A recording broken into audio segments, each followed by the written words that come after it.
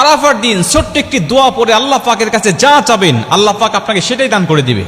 কারণ বছরের শ্রেষ্ঠ দিন হলো আরাফার দিন। এই আরাফার দিন ৩৬৫টা দিনের মধ্যে সবচেয়ে শ্রেষ্ঠ দিন।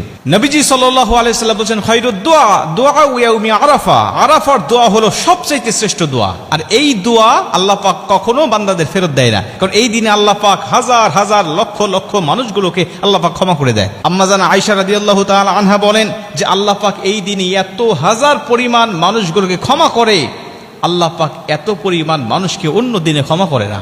শয়তান চিৎকার করে সেদিন কাঁদতে থাকে, আল্লাহ পাক ফেরেশতাদেরকে ডাক দিয়ে বলতে থাকে, দেখো মানুষেরা আমার আরাফার ময়দানে উপস্থিত হয়ে যাদের মধ্যে ভাষার কোনো মিল নাই, দেশের কোনো মিল নাই, সবাই এক কাপড়ে আবৃত হয়ে লাব্বাইক আল্লাহুম্মা লাব্বাইক বলে বলে সবাই আমার প্রশংসা করছে, আমাকে ডাকছে।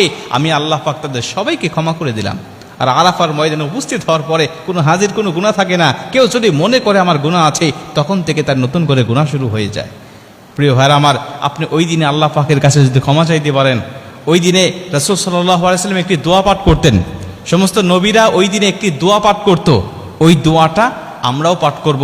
আমাদের যাদের তৌফিক হয়নি, আমরা যারা যাইনি সেখানে, আমরা নিজ নিজ দেশে থেকেও, নিজ নিজ এলাকায় থেকেও আমরা যদি দোয়াটা পাঠ করে আল্লাহ পাকের কাছে ক্ষমা চাইতে পারি, আল্লাহ পাকের কাছে কিছু চাইতে পারি, আল্লাহ পাক আমাদের খালি হাত ফেরত দিবে না, আল্লাহ পাক আমাদের দোয়াটাও কবুল করে নেবেন।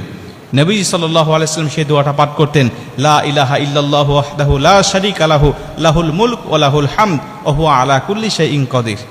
লা ইলাহা ইল্লাল্লাহু ওয়াহদাহু লা শারীকা লাহু লাহুল মুলক ওয়া লাহুল হামদ ওয়া হুয়া আলা কুল্লি শাইইন কাদির। নবীজি সাল্লাল্লাহু আলাইহি ওয়াসাল্লাম আরাফার দিনে এই দোয়াটা বেশি বেশি পাঠ করতেন। নবীজি বলছেন, আমার আগে সমস্ত নবীরাও এই দোয়াটা বেশি বেশি পাঠ করতেন এই আরাফার দিনে।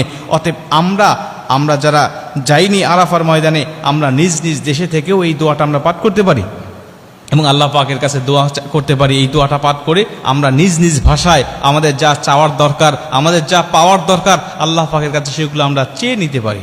আরাফার দিনে যেহেতু রোজা রাখার একটা ফজিলত আছে, আমি যদি সারাদিন রোজা রাখা অবস্থায় এই দোয়াটা পাঠ করে আল্লাহ পাকের কাছে চাইতে পারি, বিশেষ করে দোয়াটা পাঠ করে আমি 2 রাকাত নামাজ পড়লাম, নফল নামাজ পড়ে আল্লাহ পাকের কাছে আমি সেজদায় পড়ে কাঁদতে লাগলাম, রব্বানা আতিনা ফিদ দুনিয়া হাসানাতাও ওয়া ফিল আখিরাতি হাসানাতাও ওয়া কিনা আযাবান নার।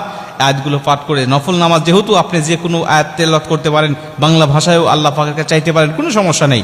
আপনি এই আয়াতটা তেলাওয়াত করে দোয়াটা পাঠ করে আপনি আল্লাহ পাকের কাছে কাঁদেন, আল্লাহ পাকের কাছে চান, কি চাওয়া আপনার, কি পাওয়া আপনার, কি ব্যথা আপনার, আল্লাহ পাকের কাছে বলতে থাকেন। আমার আল্লাহ আপনাকে নিরাশ করবে না। এই দিনের ফজিলতে আল্লাহ পাক অবশ্যই আপনার মনের সব চাওয়াকে পূর্ণ করে আপনার মনের দুঃখ ব্যথা বেদনাকে আল্লাহ পাক দূর করে দিবেন। কারণ এই আরাফার ময়দানের অনেক ফজিলত রয়েছে।